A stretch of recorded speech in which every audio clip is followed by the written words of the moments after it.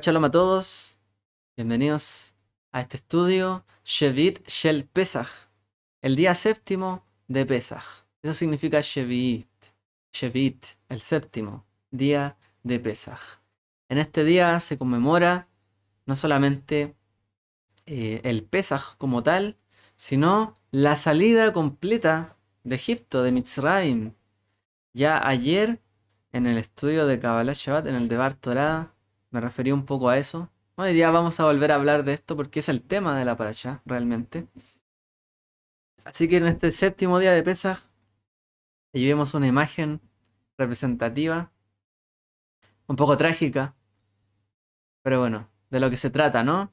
Ashir al Adonai Kigao Ga. Cantaré a Adonai porque se ha engrandecido, realmente. Kigao Ga ha triunfado grandemente. Y así es como recuerda este cántico Shirat Hayam, también llamado el cántico del mar, todo este episodio. Nosotros partimos, voy a repetirme un poco de lo de ayer, pero para poner el contexto, nosotros partimos, ¿cierto?, de Pesaj con la comida, la cena, ¿cierto? En la seudá, la comida en la noche, en la cual recordamos, ¿cierto?, cuando se sacrificaba el cordero, las familias se reunían y comían de él, que nos recuerda a su vez, ¿cierto?, lo que fue en Egipto, cuando el ángel destructor pasó por encima de las casas de los israelitas y fueron librados, ¿cierto?, con la sangre del cordero y a través de la obediencia de esa comida simbólica. Entonces, nos recuerda, ¿cierto?, el principio de la salvación más tangible, de hecho, que vivieron los hijos de Israel. Todas las otras plagas no les habían sobrevenido a ellos, sino que ellos, cierto, habitaban en otro lugar. Podríamos decir que estaban apartados de ellos, pero esta era la primera plaga que les podía tocar a ellos también. Y ellos debían, cierto, actuar en obediencia para que esto no ocurriera en sus vidas, en sus familias. Entonces, aquí comienza el gran capítulo de la salvación, ¿cierto? A través de ese momento. El inicio del pueblo. Este será, dice la Torá, el primero de los meses para ustedes. Será el mes de la salvación. El mes que recuerden esto por generaciones. Cómo ayer lo salvó hasta, ¿cierto?, el día de hoy. Lo recordamos. ¿Por qué? Porque siguen sus generaciones. Siguen los descendientes de este pueblo. Baruch Hashem por eso. Una de las muestras más grandes de la gracia del Eterno es ver a su pueblo Israel hoy día todavía en pie, todavía existente. Pese a los milenios, el pueblo redimido sigue teniendo descendencia. Baruch Hashem. Hoy día podemos ver todo eso. Y el inicio de esa salvación fue en el Pesaj, o en la Pascua, ¿cierto? En la comida pascual. En ese momento pasó, ¿cierto?, el episodio de la salvación. Pero no terminó allí. De hecho, ni siquiera comenzó allí, ni terminaría allí, sino que todavía quedarían días en el que el pueblo marcharía, ¿cierto?, de la tierra de Egipto para ir, ¿cierto?, al desierto, en particular hasta llegar al monte Sinai. Pero antes de ello, tendrían que cruzar el mar. Tendrían, ¿cierto?, que atravesar un lugar para todavía huir, ¿cierto?, del ejército de Egipto.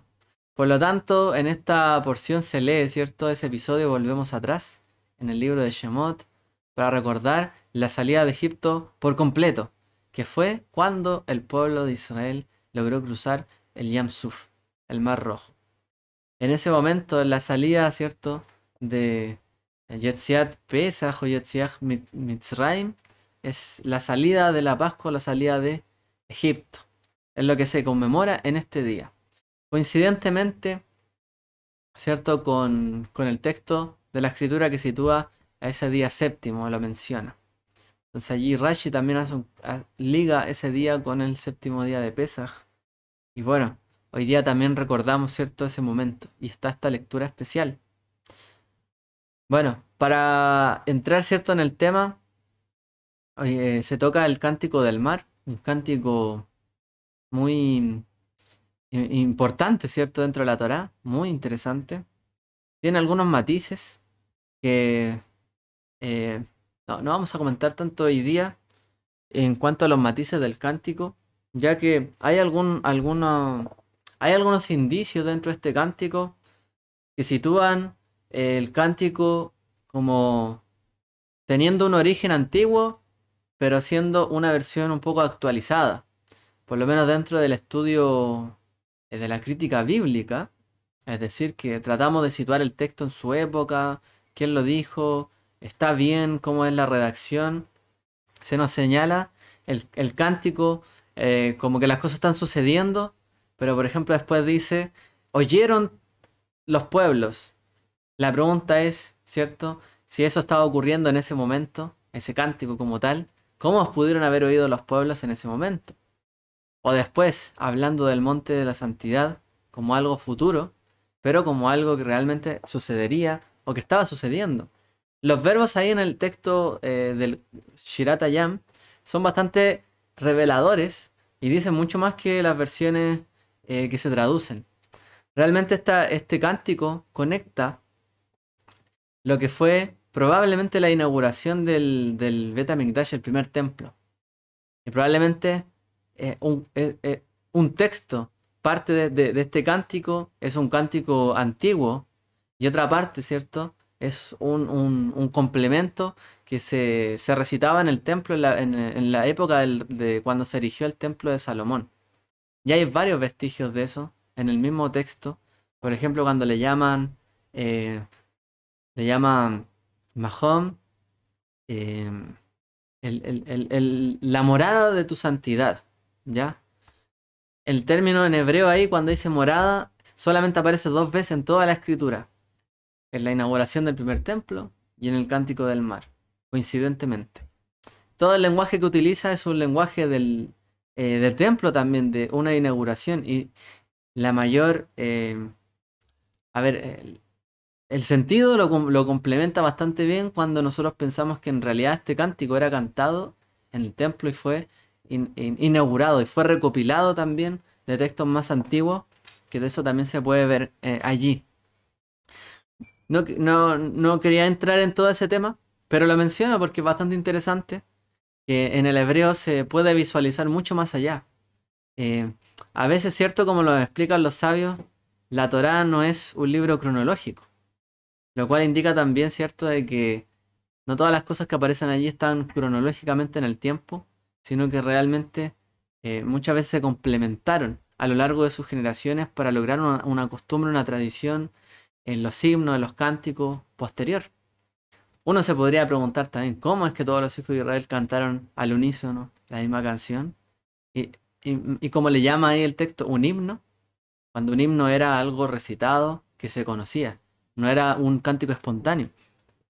Entonces eso tiene más sentido, como les menciono, si realmente estuviera en la época, sobre todo del el primer templo, la inauguración. Así que este cántico del mar conecta en realidad la historia, ¿cierto? Del pueblo de Israel. No solamente, y aquí vamos a hablar un poco sobre la intención también que tiene. No solamente conecta el cántico del mar con la salida de Egipto, con el atravesar el mar, sino que realmente es una porción de ello. Un momento es el atravesar el mar. Y es el momento también donde a Hashem, al Eterno, se le llama varón de guerra. Ishmil Hamá, un varón de guerra. Y luego, ¿cierto? Todos los versos que continúan a este cántico del mar hablan sobre la gloria y la majestuosidad del Eterno. Es decir, es un cántico que entroniza al Eterno. Lo coloca a él como el rey. Y culmina hablando, ¿cierto? Sobre el templo, el lugar, el monte que él escogió para hacer residir allí toda su gloria.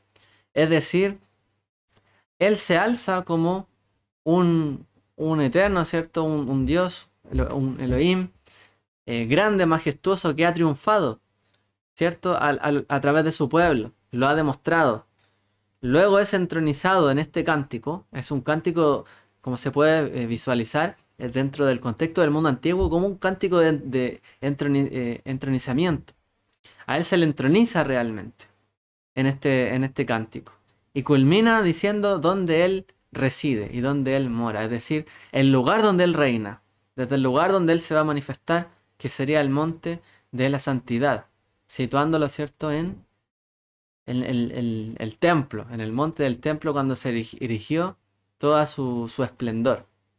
Entonces, la obra, ¿cierto?, que nos habla el Cántico del Mar no es solamente tanto porque, si ustedes se fijan, el Cántico del Mar no menciona ninguna plaga, no menciona hechos anteriores, sino el pasar del mar y el final, ¿cierto?, que es el momento del templo.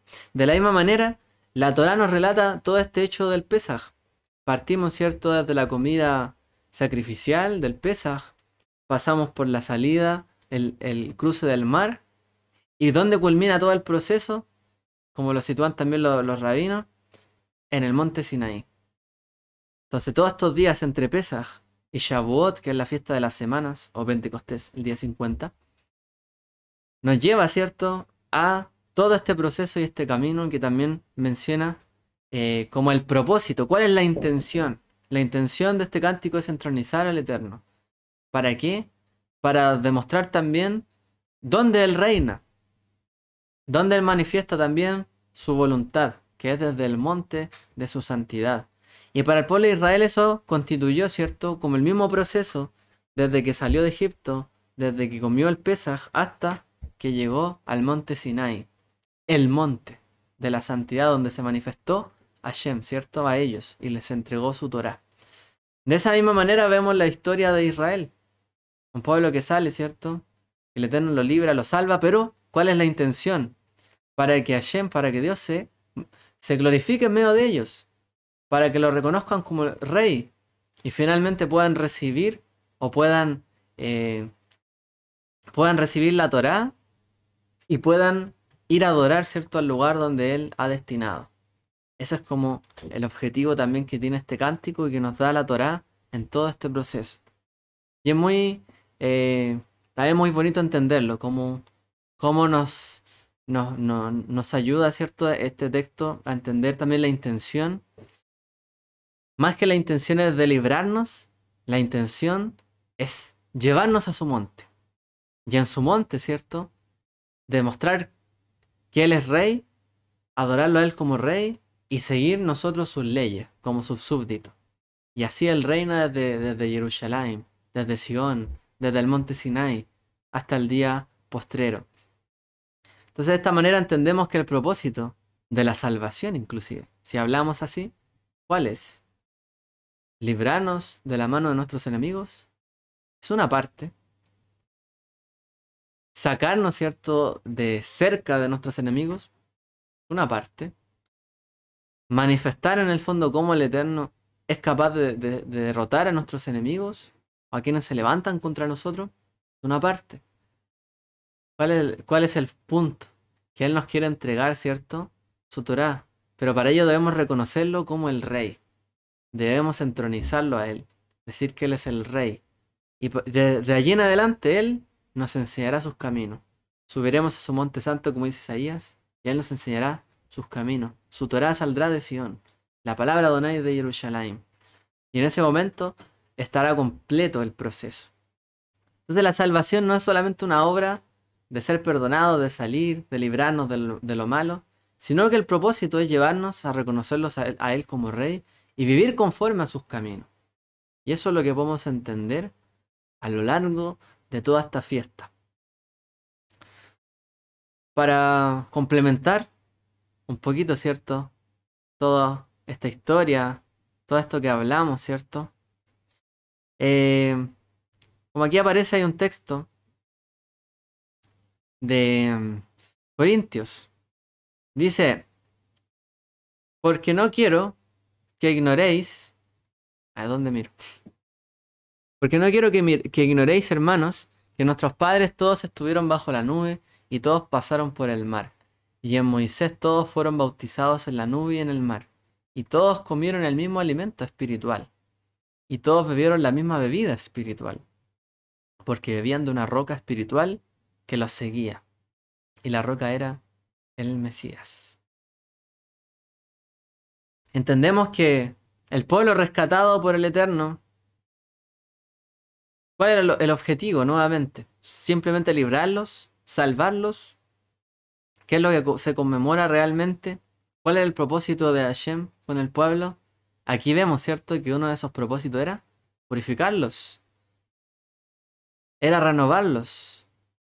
Bueno, Pablo escribió estas palabras, ¿cierto?, a los creyentes en Yeshua, comparando, ¿cierto?, la premisa de la salida de Egipto, del atravesar el mar, con el bautismo, la tevilá, o el baptismo, ¿cierto?, en griego. Entonces, para ser un creyente, un discípulo en Yeshua, debíamos pasar por la tevilá. No solamente debíamos, ¿cierto?, ser creyentes en Yeshua, no solamente debíamos arrepentirnos para perdón de pecados, sino que también debíamos bautizarnos. Y él lo compara, ¿cierto?, con los hijos de Israel pasando el mar rojo, el Yam Suf. No solamente los salvó de Egipto, no solamente los libró de sus enemigos, sino que también los bautizó. Fueron bautizados, fueron renovados en ese momento. Antes, ¿cierto?, de la inmersión, uno confiesa sus pecados. Uno hace, podríamos decir, un momento íntimo con el Eterno, ¿cierto?, para ese perdón, para conectarnos con Él realmente. Es como la comida ritual, ¿cierto?, del Pesaj, una comida íntima. Uno se acerca a Él. La inmersión, ¿qué es lo que traía? Una limpieza ceremonial. Por ejemplo, la impureza levítica. Cuando los levitas se impurificaban, la inmersión les permitía volver, ¿cierto?, a poder ejercer servicio en el templo o en el Mishkan, en el tabernáculo. Entonces la pureza, la tevilá, en la Torá, por ejemplo, para los levitas, tenía una función ritual. Estar impuro, ritual, y estar puro ritualmente. Pero también simbolizaba la muerte espiritual, ¿cierto? Y también simboliza, por ende, la muerte, ¿cierto?, espiritual de cada uno de nosotros, el no poder acercarnos. ¿Cuál es el problema con la muerte? Que no nos podemos acercar a Dios porque estamos muertos en delitos y en pecados, lejanos de Dios. No somos hijos, estamos lejos de Él. Todos pecamos, estamos destituidos de su gloria. No podemos estar reinando con Él o estar siendo parte de su reino, destituidos de Él. Él nos llama, ¿cierto?, a través de su palabra, a arrepentirnos y luego, ¿cierto?, a acercarnos a Él, a morir a nosotros. Estábamos muertos, pues tenemos que morir allí, ser sepultados y ser unas nuevas criaturas. Esto nos apunta, ¿cierto?, como lo era el caso de los levitas, que la impureza no les permitía acercarse a lo santo, pues la pureza, ¿cierto?, a través de la tevilá nos permite, y la inmersión, acercarnos a lo santo o al santo. Bendito sea, ¿cierto? Nos podemos acercar a Él. Quien se sumerge en una mikvé simbólicamente muere, ¿cierto? Ya hay una inmersión, un renacimiento espiritual. Nos vuelve a decir Pablo, ¿no sabéis que todos los que hemos sido bautizados en el Mesías Yeshua hemos sido bautizados en su muerte? Por tanto hemos sido sepultados con Él por el bautismo de la muerte. Más adelante dice, nos hemos unido a Él en semejanza de su muerte. Ciertamente, así también seremos en la semejanza de su resurrección. Si hemos muerto juntamente con Él, viviremos juntamente con Él. Si es que morimos a nosotros mismos, ¿cierto?, estando lejanos de Dios, pues también resucitaremos, seremos levantados nuevamente a la vida juntamente con el Mesías. La inmersión, ¿cierto?, era esa transición que se nos habla de pasar de las tinieblas, del reino de las tinieblas, al reino de la luz. Si ustedes se fijan, ¿cierto?, ¿qué es lo que pasa cuando ocurren todos estos episodios? La nube del Eterno ilumina el campamento de Israel, mientras entenebrece los ojos de los egipcios, los oscurece con tinieblas. Él sacó, ¿cierto?, de esa nación, de ese pueblo, de Egipto, a su pueblo Israel, de las tinieblas al reino de la luz. Y así se hace la distinción claramente en el episodio de la Torá. Entonces, esa travesía de cada uno de nosotros, Pablo la comparó, ¿cierto?, con la travesía el cruce del Mar Rojo. Ellos dejaron atrás la esclavitud, el pecado, la lejanía de Dios con Dios, ¿cierto? Y se levantaron al otro lado del mar de otra manera, siendo hombres libres, sin tener ataduras, perdón, nuevas criaturas y gozosos y cercanos ahora a Dios, con la capacidad de acercarse a Él. ¿Cómo se acercaron o se acercaban a Él? Todos marcharon a continuación, después de eso, hacia el monte Sinai, ¿cierto? Para recibir la Torá.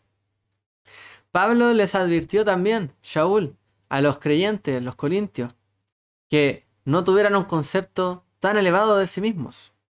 Les dijo que tuvieran cuidado porque la generación del desierto pereció, aun cuando tenía las credenciales o tenía los mismos,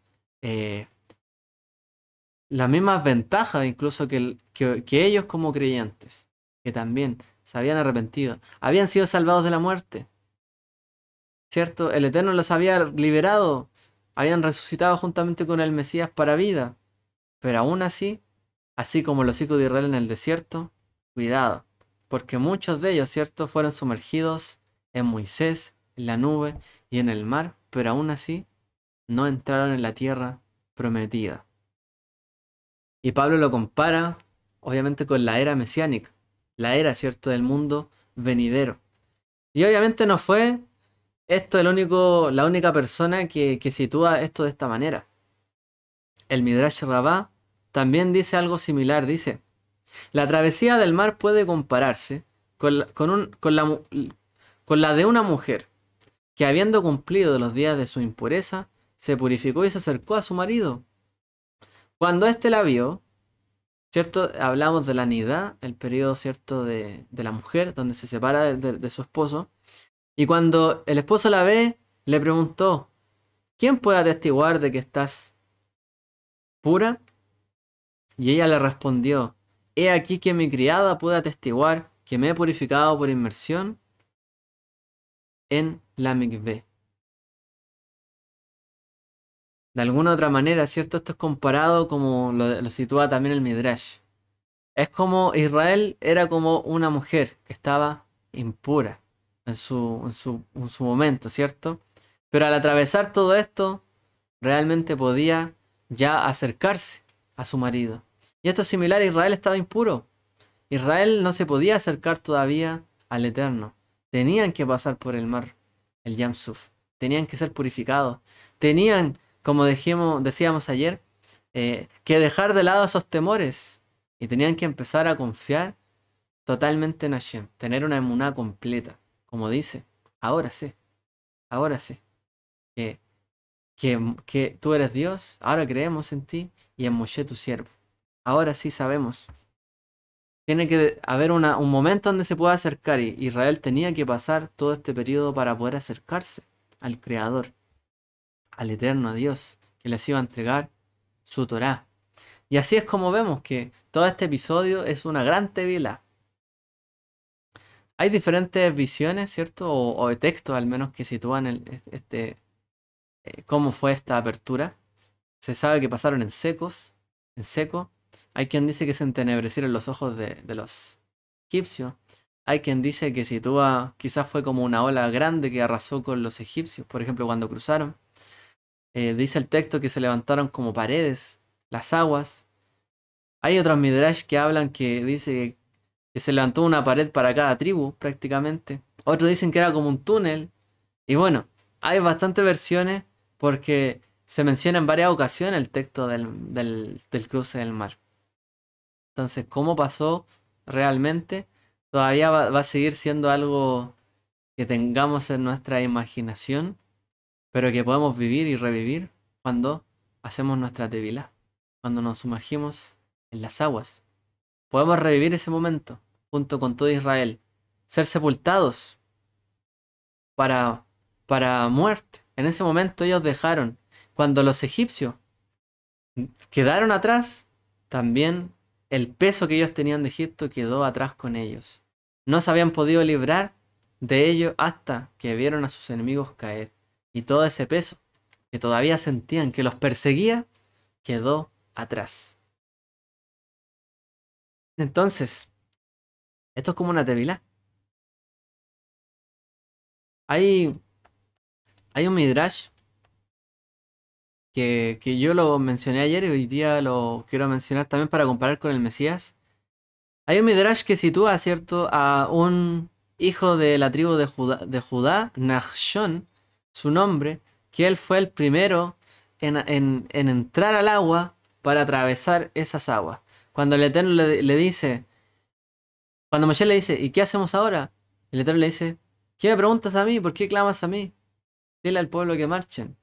Se dice la tradición, el Midrash, que un varón llamado Nachshon fue el que atravesó, ¿cierto?, por primera vez estas aguas.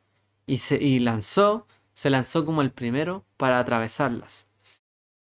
Entonces, eh, cuando los israelitas se detuvieron, no sabían qué hacer, dice la costumbre que este Nachshon, el Midrash, se adelantó y fue. Él luchó, dice, casi bajo las olas y casi se ahoga. Le llegó el agua prácticamente hasta el cuello.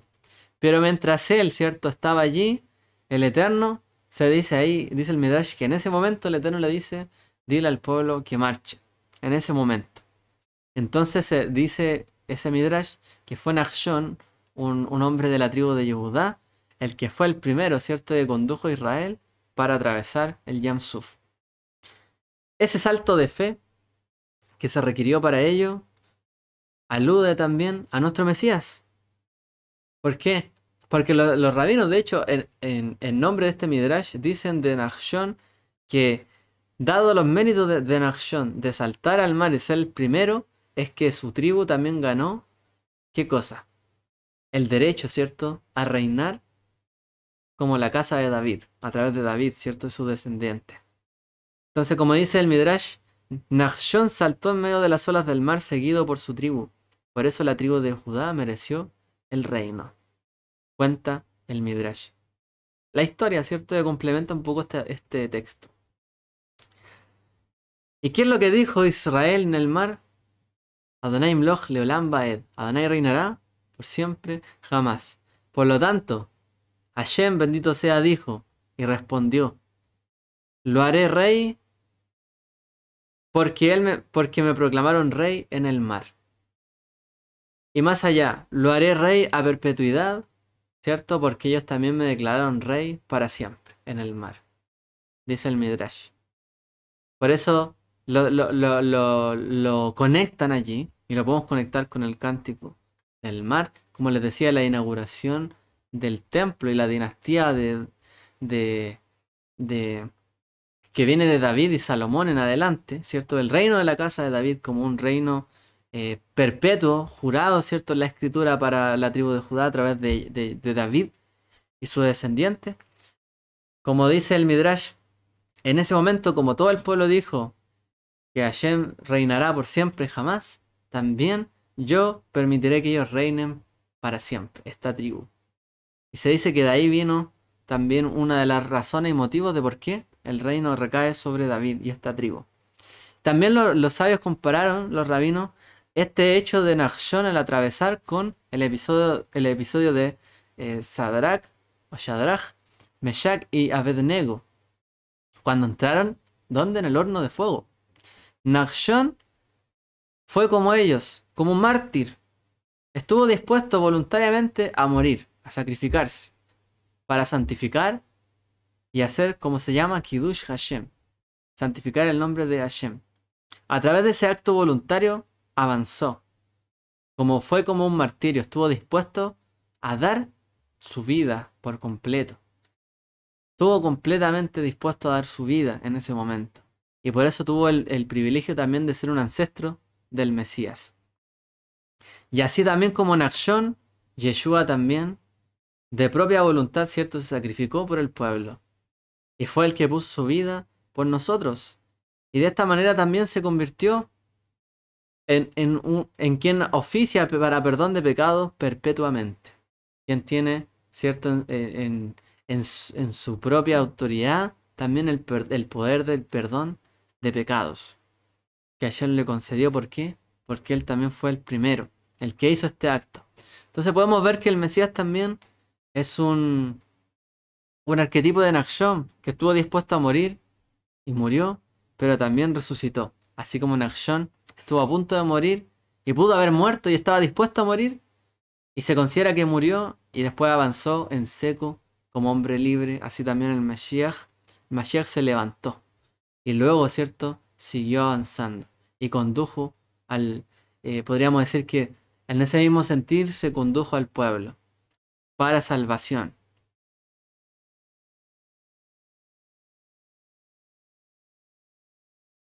Y quiero ir al último punto para comentar de esta para allá, al menos por hoy. ¿En qué creemos? Te pregunta ahí, ¿cierto?, el texto. ¿En qué creemos? ¿En qué debemos creer nosotros? ¿En quién debemos creer? Un permiso.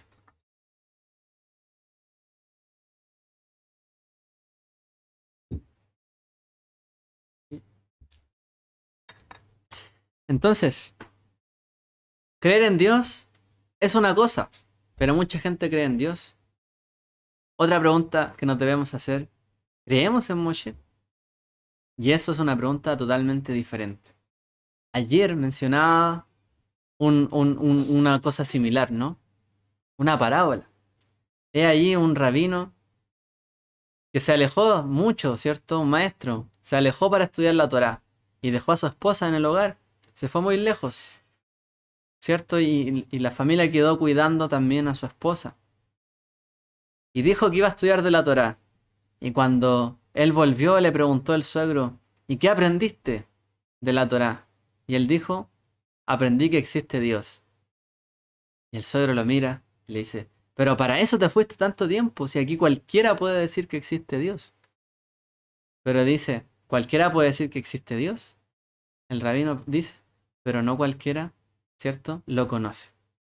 No cualquiera lo puede afirmar y conocerlo. Entonces una cosa, ¿cierto?, es decir que existe Dios, otra cosa es creer en Dios, conocerlo de verdad. Y otra cosa diferente es creer en Moshe, creer en Moisés. Y otra cosa diferente es creer en Yeshua, en el Mesías. Entonces, ¿qué creemos nosotros? ¿En qué debemos creer? ¿Qué estamos conectados, cierto? ¿En qué nos debemos conectar nosotros también como mensaje de fe de Muná, complementario para este día de Shabbat y de final de la fiesta? ¿En qué creemos? ¿En qué hemos creído? ¿En qué tenemos que creer? ¿Cuál fue la prueba también que vivió el pueblo? ¿Qué debía el pueblo adquirir como, no solo como conocimiento, de saber que había un Dios que lo rescató, sino de experimentarlo, de saber que Él existía? Y no solo eso, sino de creer también en su palabra y en el que Él envió, en Moshe. Y no solo en Moshe y en lo que Él envió y en su palabra, sino en todo y cada una de las instrucciones que daría. Es algo diferente. Cualquiera puede decir que cree en Dios, pero no todos pueden decir que creen en Moshe. Y no todos pueden decir que creen en Yeshua. Entonces, ¿qué creemos nosotros? El momento de nuestra emuná personal, de nuestra fe personal, está, ¿cierto? El momento culmine, como ayer también mencionábamos, está y ocurrió en el momento cuando Israel se situó entre el mar y la espada y el ejército de los egipcios. En la orilla del mar, del Yam Suf, ahí se probó la fe personal de cada uno.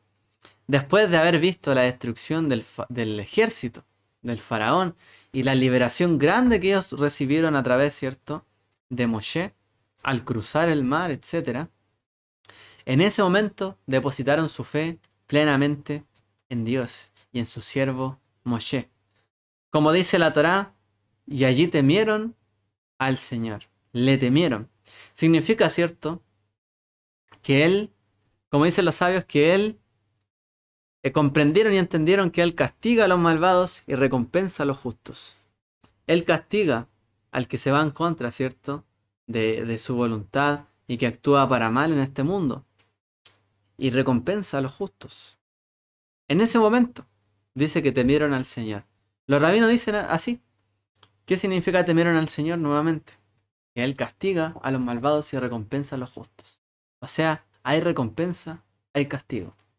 Es decir, Él recompensa al que se esfuerza y castiga al que hace lo contrario y se va en contra de la voluntad del Eterno.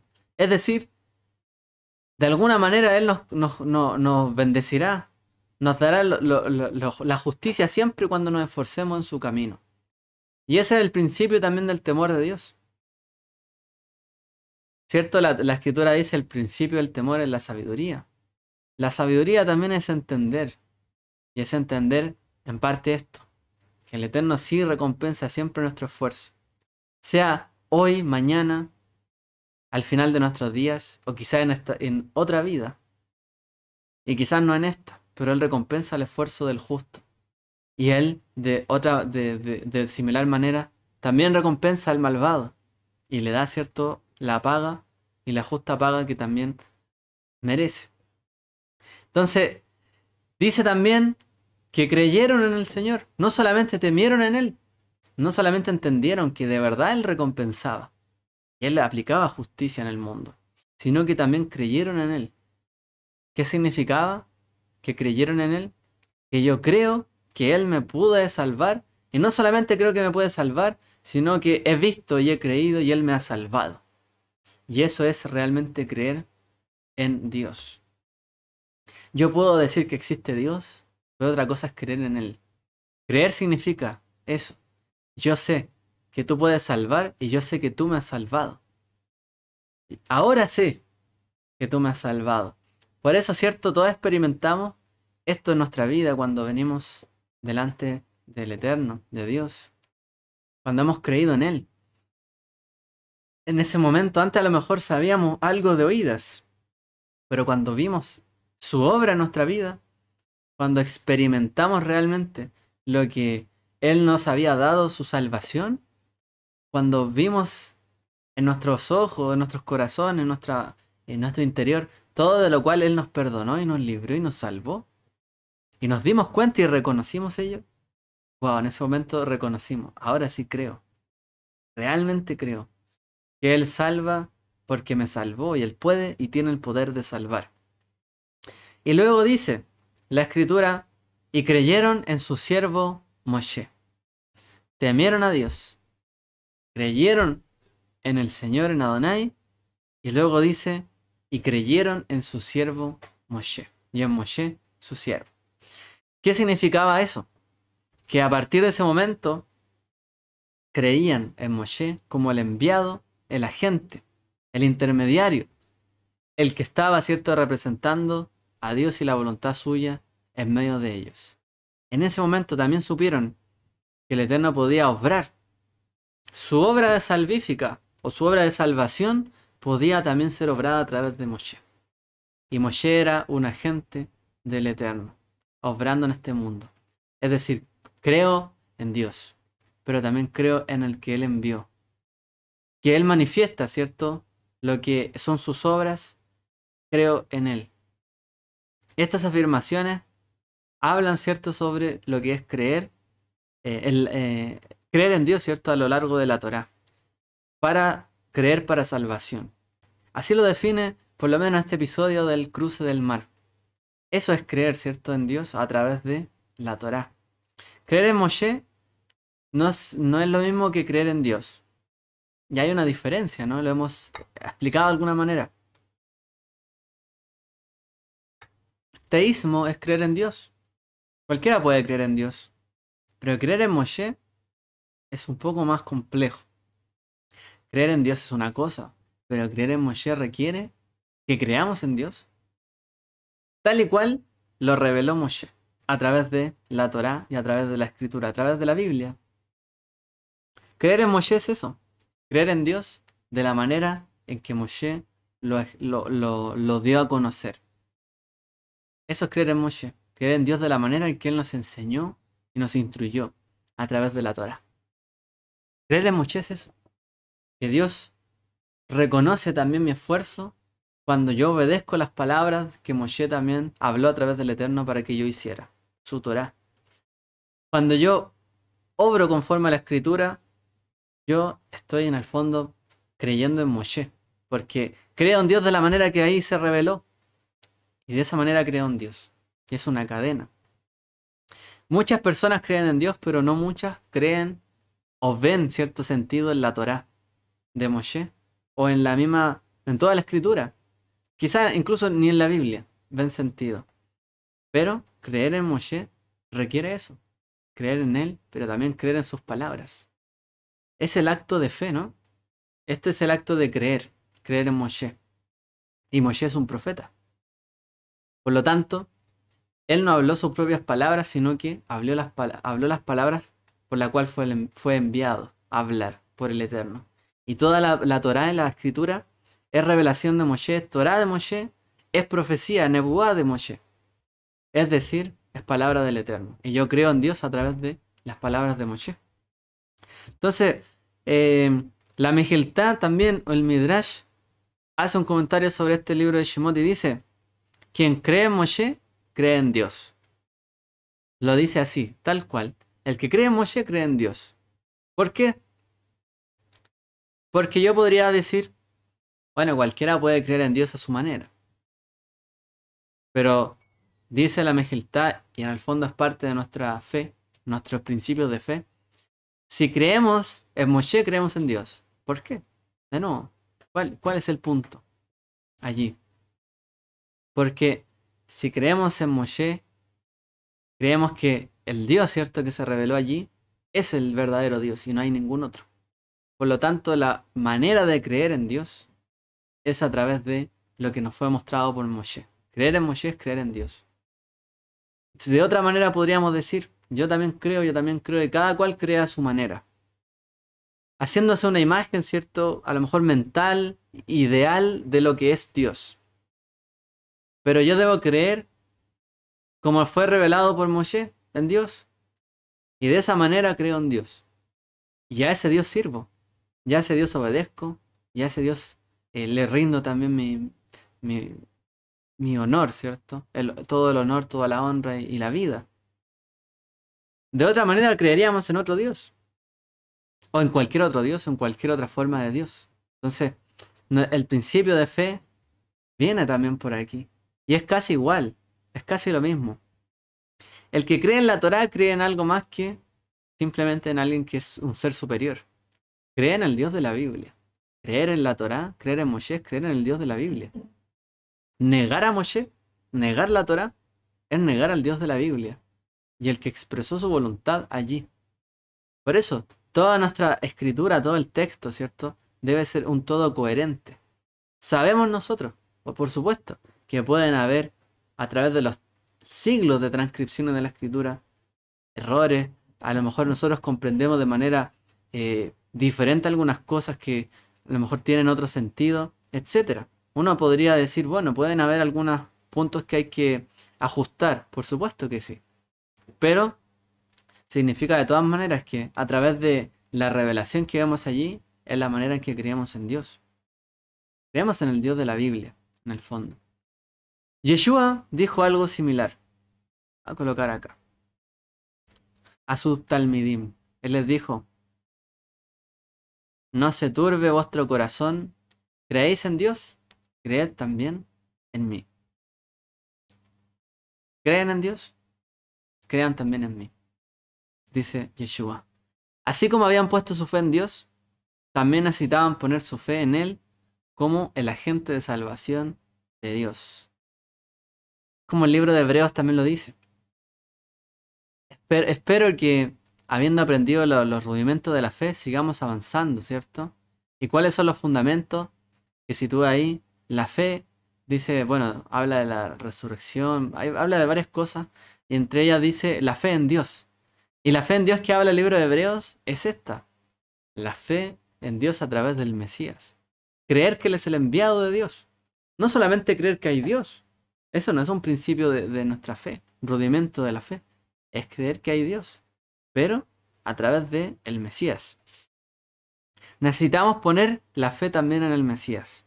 Así como Israel creyó en Moshe, los discípulos también debían creer en Yeshua así como lo fue con el profeta Moshe. Y esta fe en Yeshua es la distinción crítica entre en la vida de un creyente y la vida de alguien que no es un creyente. Creer en Yeshua. Hoy día muchas personas sin temor pueden decir, creo en Dios. Pero, ¿pueden ser capaces de decir, creo también en Yeshua? ¿O prefieren a lo mejor dejarlo en otro plano? ¿Cuál es nuestra fe en el fondo? ¿En qué creemos? Creemos en Dios, pero creemos también en Yeshua. Como el agente, ¿cierto?, de salvación de Dios. No nos podemos avergonzar de ello. Dice Yeshua además, porque si creyerais a Moshe, me creeríais a mí, porque de mí escribió él.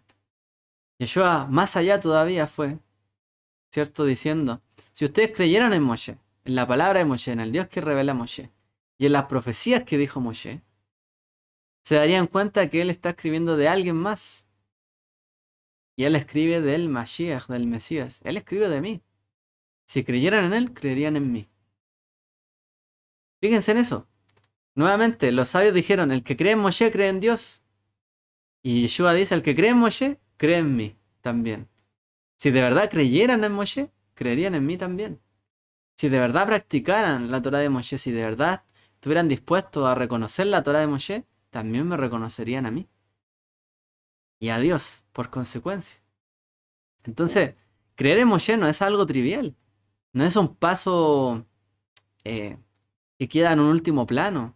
Yeshua le dijo al pueblo judío, si ustedes creen en Moshe, me creerían a mí. Si creen en Dios por Moshe, también me creerían a mí. Y si creen en mí, creen en todo también. Es un complemento, ¿cierto? Es un todo armonioso en este sentido. Entonces nuestra creencia va a creer en el Mashiach, amén, pero también creemos en Moshe y en la Torá porque él habló de Yeshua, habló del Mesías. Y por lo tanto, la manera en que en la Torá de Moshe se revela el Eterno a Dios, es de la manera en que creemos también en el Dios que envió a Yeshua como agente de salvación. Y todo lo tenemos que conectar allí como una fe completa y lograr comprenderlo en última instancia. Entonces, encontramos muchas personas hoy día que, bueno, a lo mejor esto no lo tienen tan claro. O a veces uno de estos pilares, como Moshe, queda cojo. Entonces creemos en Yeshua, pero no creemos en las palabras del que habló de Yeshua, que fue Moshe. Y que muestra, ¿cierto?, la obra de Yeshua. Y que la anticipó, que fue Moshe. Entonces es difícil. ¿Realmente creemos en lo mismo? ¿Estamos afinados? ¿Estamos realmente en una armonía de la fe? Y eso es un gran desafío hoy día, realmente para los creyentes. Volver a creer en Moshe. No significa que hay que creer en Moshe y no creer en Yeshua. No estamos diciendo eso. Pero Yeshua dice, si ustedes creyeran en Moshe, me creerían a mí. Una condicionante también para que el pueblo judío, por ejemplo, o para que Israel crea en Yeshua, es que crea en Moshe. ¿Cómo voy a sacar yo al pueblo judío de Moshe para que crea en Yeshua y le saco a Moshe? Y Yeshua dijo, si creyeran en Moshe, creerían en mí. No tiene sentido, ¿cierto? Si el pueblo, por lo tanto, anda conforme a la voluntad del Eterno y de Moshe, conforme a la Torá, también podrían creer en Yeshua. Y estarían a un paso, cerca. Por lo tanto, como creyentes nosotros también tenemos que mostrar la importancia que tiene Moshe. Y es lo que hacemos y es lo que hace una comunidad como la nuestra. Como estas comunidades. Que dan la importancia a Moshe. Para que el pueblo también crea. Así como en Moshe, en Yeshua. Para que lo vean a través de nuestra práctica, nuestra sobre lo que hacemos. Es importante. Todo esto. Somos llamados creyentes porque creemos en Yeshua, sí. Pero hay una cadena. Y esa cadena no se interrumpe para que sea perfecta. La salvación la encontramos cuando creemos en Él y no depende de nada más. Sí. No depende de lo que hagamos, ni nuestras obras, ni siquiera de que estemos practicando.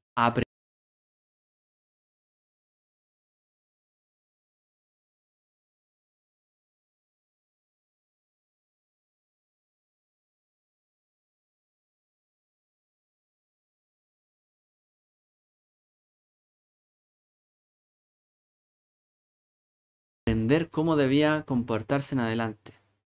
Cómo debía entronizar al rey, cómo debía servir al rey a través de sus mandatos, su Torá, lo que él estaba dispuesto a entregarles. Por eso también Yeshua no vino a salvar, a redimir al pueblo, a librarlo de todos los enemigos. ¿Qué vino a hacer Yeshua? A entregar Torah. Porque el objetivo es enseñarnos a vivir, cómo comportarnos. El objetivo de la salvación, que Yeshua sabía que él debía ser exacto, morir, pero también todo eso se iba a cumplir en nosotros a través de su Ruach HaKodesh. Y en cada creyente, esa obra iba a ser vida, pero lo importante era enseñar también después qué venía más adelante y vivir conforme a las palabras de nuestro Maestro. Moshe salvó a los hijos de Israel de Egipto, del faraón y del Mar Rojo. Yeshua nos salvó del pecado, del enemigo también, ¿cierto? El adversario y de la muerte. Y nos llevará ¿a dónde? A la redención y al reino. En el reino, en el mundo venidero, donde también nos entregará la verdadera palabra, escritura, la verdadera Torá, y nos llevará a esa era mesiánica. Entonces, como dice Yeshua, no se turbe vuestro corazón, cuando le dice a sus talmidim, antes, ¿cierto?, la noche antes de padecer. No se turbe vuestro corazón. Creéis en Dios, creed también en mí.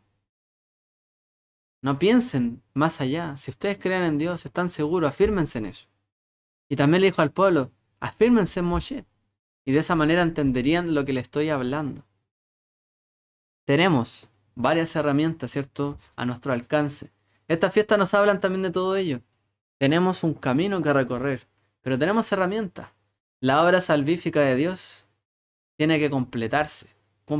Y para completarse tenemos que llegar, ¿cierto?, a Shavuot.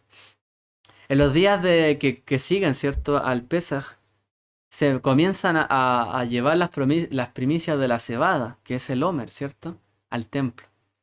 Pero todavía el pueblo no llevaba todas las primicias al templo, sino que eran llevadas desde Shavuot en adelante. Por lo tanto, ¿cierto?, Yeshua es la primicia de la resurrección, de los primeros, ¿cierto?, que se levantan. Pero después, ¿cuándo viene la gran cosecha? ¿Cuándo el pueblo va a reunirse como tal? La gran cosecha, cuando son recogidos todos, como es llamado Shavuot HaHasif, va a ser más adelante. Pero primero, juntamente con él, morimos, ofrendamos nuestra vida hasta llegar al momento de presentarnos delante de él, que es en Shavuot. Entonces nuestras vidas pasan también ese ciclo. Morimos a nosotros mismos, podemos acercarnos a él, ¿cierto? En Pesaj, él nos salva, nos libra, hacemos Tevilá, creemos en él, seguimos este camino, recibimos y vamos a recibir en el fondo la Torá y vamos a entregar delante de él, entronizándolo, todas nuestras coronas, todos nuestros frutos, nuestras primicias, todo lo bueno que hay en nosotros, delante de él, para que él se glorifique en nuestra vida. Ese es el camino. La obra no ha terminado, está comenzando. Está quizá ni siquiera a medio camino, quién sabe. Quién sabe cuánto faltará que venga nuestro amado Redentor. Pero esperamos, confiados en él, creyendo en Yeshua, creyendo en Moshe, creyendo en la Torá, creyendo en Dios, siendo juiciosos, aprendiendo, yendo siempre más allá, esperando la pronta manifestación, ¿cierto?, de él, cuando él recoja a todo su pueblo, como en Shavuot, y seamos presentados delante de él como uno solo, en una unidad. Como les dijo Yeshua a su pueblo, manténganse, y a sus talmidim, manténganse unánimes. Y en unidad ser recogidos. Para estar en esa unidad tenemos que creer en los mismos principios y tenemos que estar alineados. Así que el Eterno les bendiga a todos ustedes, esperando que haya sido de verajá, de bendición. Esta para allá, cerrando también esta fiesta de Pesaj. Moadel Nesimcha, Shabbat Shalom.